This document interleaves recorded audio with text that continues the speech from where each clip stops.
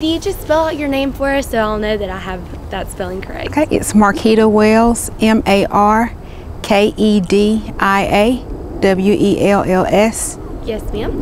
And could you tell us a little bit about where you were the day of April 27th? On April 27th, I lived at 40 Juanita Drive. Myself and my two children. I have a then 5-year-old and a 7-year-old. I had just gotten off work and picked my babies up from my mom's house, and my mom lived across the street from me. So we went across the street and got ready to take a nap. Didn't really think we were going to have any bad weather.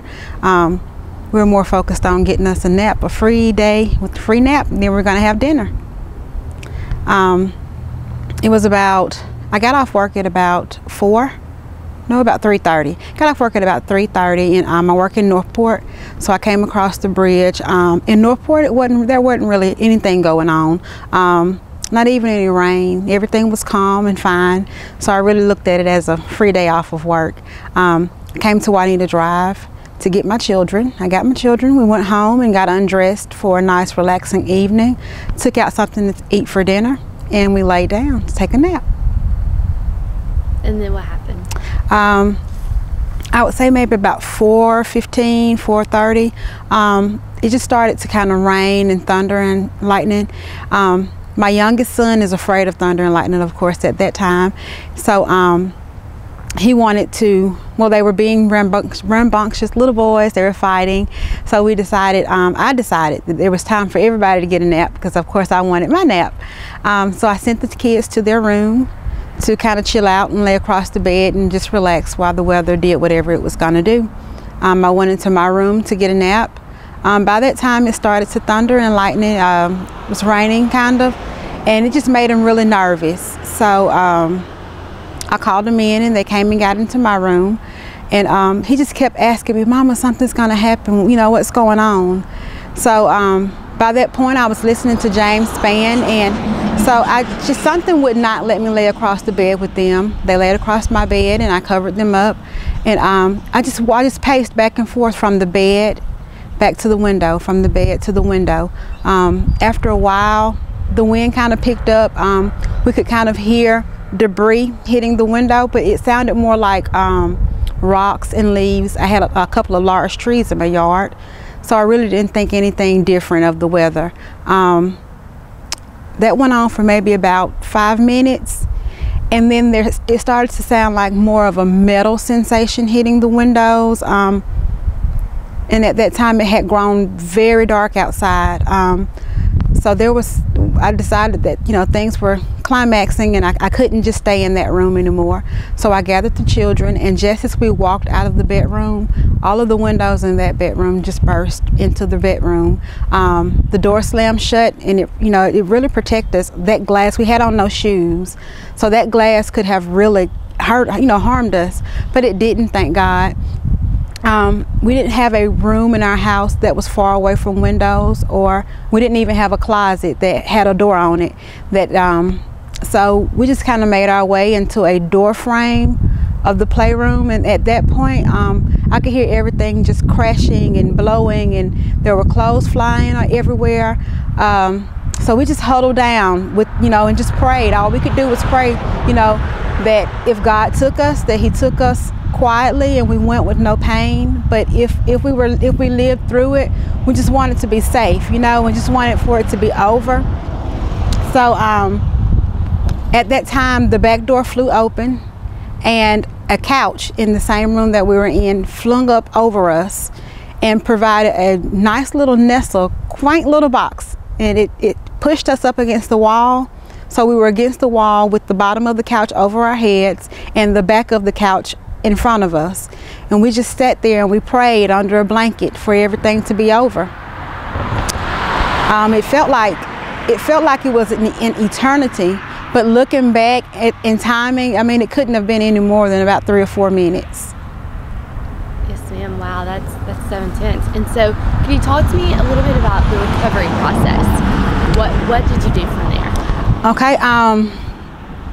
At first I thought that it was just me. It was just my house had been damaged because of the trees. But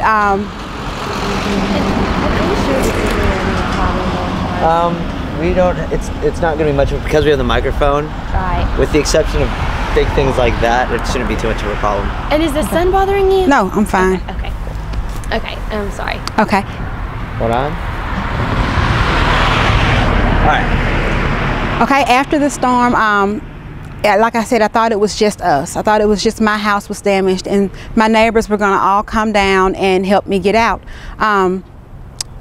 After a little while passed, I heard a little knock and then I heard a crash, and it was some of my neighbors that had come over, and there was one wall standing and they knocked it down so that me and the children could get out.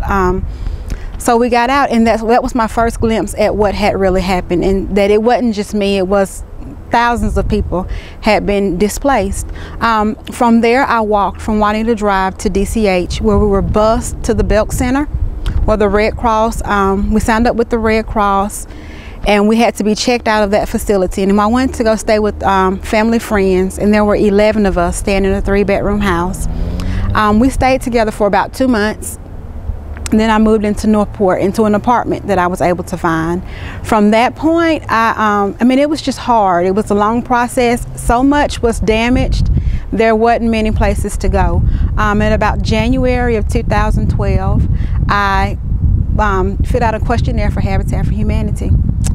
That process took about, from January to maybe about April. Before I mean, there were different steps that I had to go through, but it was about April when I finally found out that I had been selected and that I was going to receive a home at some point, just didn't know when. So maybe about May, they called and I was approved. For me, it was a little slice of heaven. It was what I needed to lay that steady and strong foundation for my children, for my family, to be able to rebuild and recover. I mean, you move on and you learn, and you go through trials, but this step for me was my recovery, because before now I didn't have a steady, strong foundation for my children, and you need that to raise a family. I found out on May 28th Habitat for Humanity was going to start working on my home. It took them exactly 30 days. We worked from May 28th to June 28th on my home, and here we are now. Well, it's a very lovely home. And so where do your little boys go to school? They go to Verna Elementary. Oh, okay. And so, as you know, the Tuscaloosa Half Marathon is actually, all the funds are going to rebuilding the playgrounds and the libraries that were actually destroyed in a tornado. Can you talk to me a little bit? I know Tuscaloosa has come a long way, but how far do you think it's going to take for us to get back to normal? Wait. Okay. As I stand here and I look around, I mean, there are houses, but there are not many people. And part of rebuilding would also, I mean, it's not just about the structures in Tuscaloosa, it's also about getting the people to come back.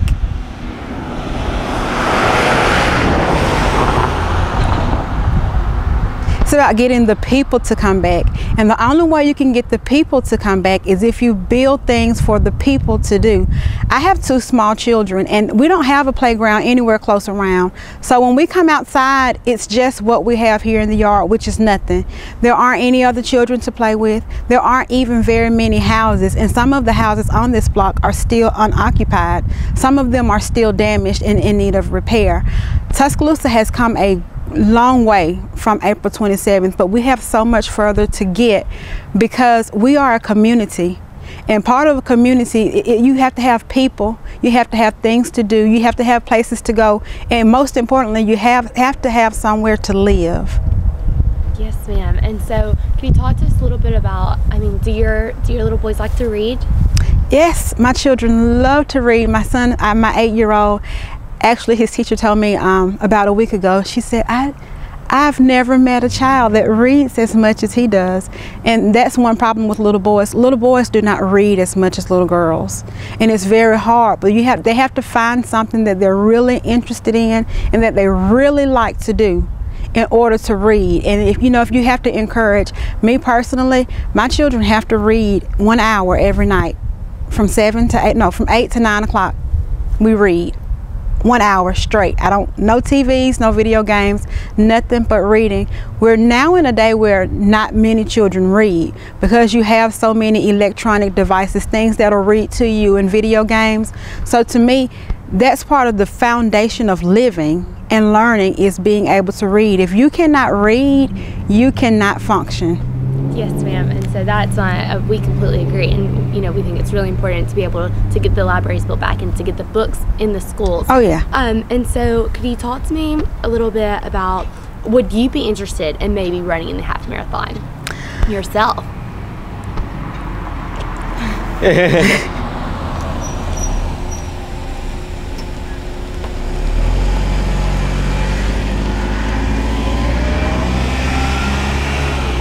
You can say no. Okay, I'm not really a runner, but anything to help Tuscaloosa rebuild and get back to where they need to be, I am willing to do it. So if it takes me to run in a half marathon, I will. Yes, ma'am, perfect. And so, we're actually going to have a couple of other options for people that don't, want to run the full half marathon. I'm not sure yet. Yeah. But if you would like, our slogan is actually "Run for a Purpose, Run Toward Recovery." So if you wanted to say something like, something along the lines of. Did you forget the catchphrase? Of that, I did. It was, what was it? We talked about it. Remember? I run. It's like I run for something. If you want to say I run for a purpose, that would be, or something like that. We want this video to be able to encourage other people in the community to run. That way, we're trying to raise as much money as we can, because I run for. Is it I run? I think it's I run for a purpose. I think it is I run for a purpose. But we just want people. You could. Can you text her or see what it is? Well, yeah. When we do it, we'd be like. You'd look right in the camera and go like, I run for a purpose, or something like that.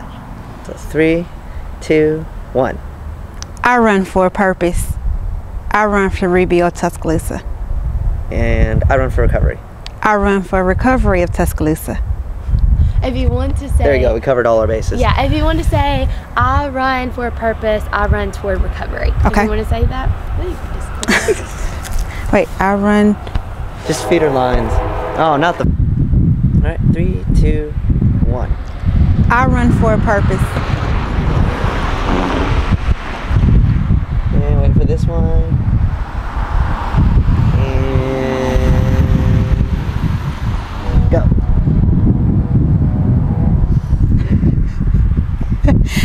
Okay, now 3, 2. Now 3, 2, 1. I run for a purpose. I run toward recovery. Yay, that was perfect. That'll be.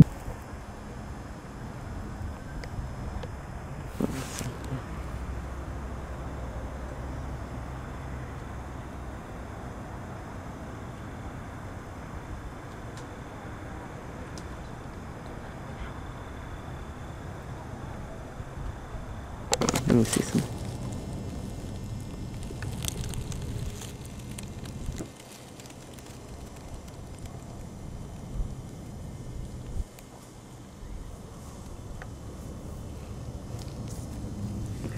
Yeah, you can put her mic, get her mic'd up now. Don't forget your keys and stuff. Oh, flowers.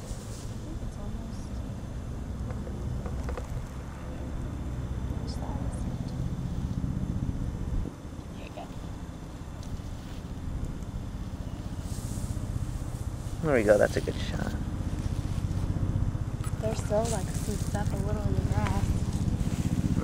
Ow! This grass is really sharp. Where are you from? What are you talking about? Feel it. Feel the grass.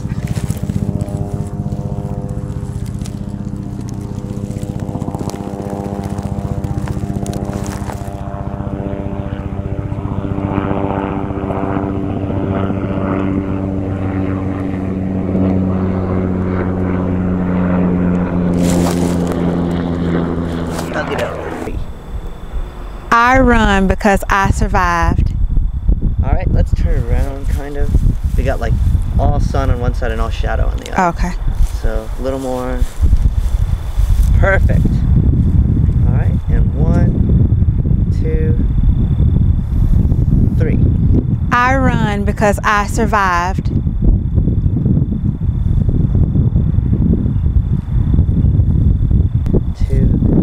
1. So where was your house in this area-ish? My house sat about right there where that dirt is, where the rocks is. And it was a 3-bedroom, 2-bathroom, living room, dining room, kitchen, and now it's nothing but a field. Was your house the only house in your neighborhood completely destroyed? No, this was a house, that was a house. Let's turn around the view there. You can keep pointing. All of this was houses. Like, we couldn't see over to the Piggly Wiggly. We couldn't see over to the O'Reilly. I mean, the elementary school sat there. The elementary school is gone. Off this block, there's about 10 houses missing. Across the street, all of this was houses. This house was recently just rebuilt. The occupants of that house moved in about 2 weeks ago. But this, I mean, like, that house is number 113 on this block.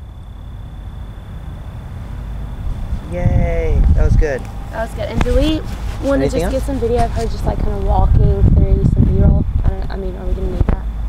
I know it's kind of awkward. I'm sorry. Okay, Ben. Okay.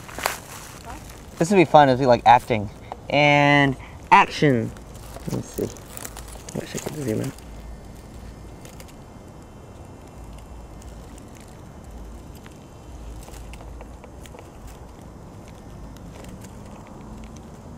And if you want to walk the other way as well, like toward us more. Alright. Sorry. 3, 2, 1.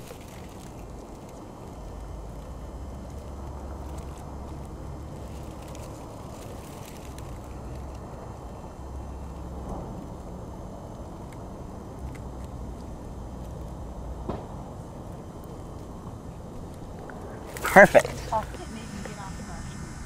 there was an elderly man that lived here in a wheelchair. There was a woman who lived in the White House who was in a wheelchair.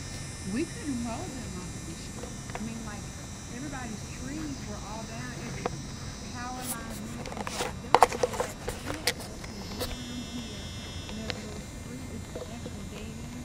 We had to, like, scale a fence with them and their wheelchairs. There was a pregnant woman in this house. I mean, we had to go over behind what was left of the elementary school, and they had like a huge gas station. Alberta Elementary. And that's one of the libraries. Right. And they had like a huge gas leak, so we had to walk right through there. There was a house down there with an elderly couple, and the woman, I'm a medical assistant, the man, he was deceased. And the woman, we were able to load her onto a flat board like a piece of plywood. By the time we got her, I was on the and it was just, and I'm just like, oh my God, my baby, you know, and my baby's like, I was like, no, she's not. She's just in so much pain. She had to go sleep. You know, you just, there's no explaining death to, you know, to children. Especially not death that's brought for you. I mean, you could see it like.